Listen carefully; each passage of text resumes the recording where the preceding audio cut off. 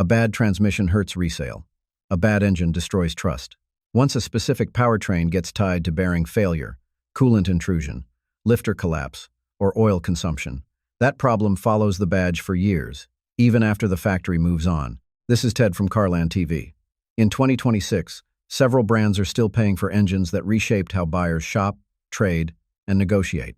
The badge matters less than the block under the hood, and that's exactly where the real story starts. Hyundai, Kia, 2.4 liter Theta EGD. Plenty of people first met the 2.4 liter Theta 2 GDI because the car itself looked like a smart buy. A clean Hyundai Sonata, a well-priced Kia Optima, maybe a Tucson or Sportage, with decent miles and all the right features. On paper, it made sense. Then the engine started making the kind of noise that ruins your whole week. This motor showed up in the 2011 to 2019 Hyundai Sonata, 2013 to 2019 Santa Fe Sport, 2010 to 2021 Hyundai Tucson in certain trims, plus the 2011 to 2020 Kia Optima, 2012 to 2020 Kia Sportage, and several Sorento applications depending on year and market. The problem centered around connecting rod bearing failure. During manufacturing, metallic debris from machining could remain inside the engine block and restrict oil flow. That meant rod bearings were not getting proper lubrication, and once that started, the engine was basically counting down. Owners usually noticed it as knocking first, especially during cold starts or light acceleration. Then came oil consumption, rough idle, loss of power, and the check engine light. Ignore it long enough, and the rod bearing could spin, seize, or throw enough damage to require a full engine replacement. Some engines also developed overheating risks because leaking oil and internal damage could increase fire concerns, which pushed recalls even harder. The frustrating part was how normal these failures looked at first. Nothing dramatic, no giant smoke clouds, just a sound people kept hoping was probably nothing. A lot of owners did regular maintenance and still got hit because the issue was rooted in the engine's internal manufacturing and debris contamination, not simple neglect. That turned this into a massive recall issue. Hyundai and Kia issued major recalls, software updates through the knock sensor detection system, and warranty extensions that, in many cases, covered engine replacement. Once buyers start asking if the engine has already been swapped before asking about mileage, the reputation damage is permanent. That engine didn't just break cars. It made people stop trusting the badge. Ford, 1.5 liter EcoBoost. Few things make a used car deal go bad faster than hearing the phrase coolant intrusion. You'll be standing there looking at a clean Ford Escape, decent price, nice interior, low enough miles to feel responsible, and then somebody mentions the 1.5 liter EcoBoost. Like they're warning you about an X. Nobody should text back. This engine showed up in the 2017 to 2022 Ford Escape, certain Ford Fusion models, Bronco Sport, and a few other smaller Ford applications. On paper, it sounded smart. Small displacement, turbocharged efficiency, solid torque for daily driving. In reality, some versions developed a nasty habit where coolant would leak into the cylinders because of block and head design issues, especially around the cylinder wall and head gasket sealing areas. That turns into the kind of repair nobody wants to hear. Misfires on cold start, white smoke from the exhaust, rough idle, unexplained coolant loss, and eventually the cheerful dealership phrase, "You may need a long block replacement." Nothing improves your morning like finding out your four-cylinder now identifies as a financial decision. The ugly part was how normal it felt before failure. Plenty of owners weren't beating these things up. School runs, commuting, grocery duty, boring, responsible life. Then the check engine light shows up. Cylinder 2 starts misfiring, and suddenly you're on forums at midnight reading stories from strangers who sound way too familiar. A local independent tech told me he could almost predict the conversation before opening the hood. Escape owner, under 100,000 miles, coolant disappearing. Customer hoping it's probably just a hose. It usually was not. Ford has plenty of strong engines, and not every EcoBoost deserves side-eye, but the 1.5 liter made buyers start researching engine codes instead of trusting the badge. Once people shop a VIN before they shop the car, the engine has already won for all the wrong reasons. GM 5.3 liter V8 with AFM, DFM. Truck buyers hear a ticking sound and instantly become part-time detectives. Nobody wants to admit it, but half the ownership experience with a GM 5.3 liter V8 is listening to the engine at idle like it just said something suspicious. If you've ever stood next to a Silverado in a driveway with the hood up and your arms crossed, you already know where this is going. The 5.3-liter V8 itself is not the villain. In trucks like the Chevrolet Silverado 1000, 500, GMC Sierra 1000, 500, Tahoe, Suburban, and Yukon, the core small block design is solid and proven. The headache usually comes from AFM and later DFM, active fuel management and dynamic fuel management. Great names, because apparently, surprise mechanical expense system tested poorly in marketing. These systems deactivate cylinders to improve fuel economy, which sounds smart until lifters start collapsing, cam lobes wear down, and the engine begins misfiring like it's trying to communicate through Morse code. A bad lifter can mean rough idle, ticking, check engine lights, loss of power, and eventually the kind of repair bill that makes people suddenly appreciate walking. One independent shop owner told me he could almost predict the truck before it arrived. Late model GM half-ton, customer says it started ticking a little, owner hoping it's bad gas because optimism is free. Pull the valve cover, and there it is again. That's why so many buyers specifically hunt older pre-AFM trucks or start asking whether the system has been deleted. Nobody gets excited about shopping for cylinder deactivation solutions on a truck they just financed. The frustrating part is that the truck itself is usually excellent, comfortable, capable, easy to live with. Then one tiny lifter decides it wants to ruin your mortgage schedule. Once people trust the older version more than the newer one, the engine story starts writing itself. Subaru, E2.5, 5.2,5 boxer. You know an engine left scars when people shopping for a used Subaru ask about head gaskets before they even ask how many miles are on it. Not trim level, not service records, not whether it has heated seats, straight to trauma. That's the EJ25 legacy. Subaru stuffed that 2.5-liter boxer into everything for years. Outback, Forester, Legacy, Impreza, Baja. Even certain WRX and Baja turbo variants depending on generation. It powered the cars people trusted for snow, camping, bad roads, and the kind of owners who proudly tell you they don't need a truck. Then, somewhere around 120,000 miles, the engine liked to reward that loyalty with coolant leaks and a very expensive life lesson.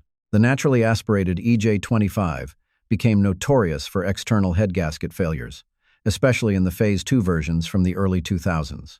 Coolant seepage, oil leaks around the head gasket area, overheating, a random sweet smell from under the hood, and that beautiful moment when the temperature gauge starts climbing in traffic and your soul leaves your body. Turbo EJ25 versions brought their own personality issues. Ringland failures, oil consumption, and sensitivity to bad tuning turned some WRX and STI ownership stories into cautionary tales instead of success stories. Subaru people love to argue about which version was worse, which is basically group therapy with torque specs. One older Outback I rode in years ago had that classic owner phrase, "It only overheats sometimes." That sentence should be illegal. Heater blasting full hot in the middle of July, windows down, pretending this was all normal. Everybody in the car knew we were negotiating with the head gaskets in real time. Later, Subaru engines got better, but reputations didn't retire. The EJ25 taught an entire generation of buyers to inspect the coolant reservoir as it owed them money. Nissan Q50 5.2 Buy a used Nissan Altima from the wrong year, and you're not just getting a commuter, you're inheriting somebody else's unfinished argument with the QR25DE. People love blaming Nissan CVTs for everything, but this 2.5-liter four-cylinder had its own talent for creating regret long before the transmission joined the conversation. This engine showed up everywhere. Altima, Rogue, Sentra CR, X-Trail, Frontier in some markets, and a bunch of other Nissan applications. On paper, it looked like the safe choice. Simple layout, decent torque, cheap to maintain, easy to live with. The problem was how early versions handled oil control and catalytic converter failures, because both could turn a normal daily driver into a slow financial leak. The pre-cat issue was the ugly one. On earlier QR25DE models, especially in the early 2000s Altima and Sentra crowd, the catalytic converter material could break apart and get pulled back into the engine. That ceramic dust would score cylinder walls, hurt compression, and kick off serious oil consumption. Watching the dipstick become part of your weekly routine is not the ownership experience anybody signs up for. Then came the usual warning signs people tried to rationalize away. Burning oil, rough idle, blue smoke, check engine lights. And that classic owner sentence. It runs fine. I just have to add oil sometimes. That sentence should come with a siren.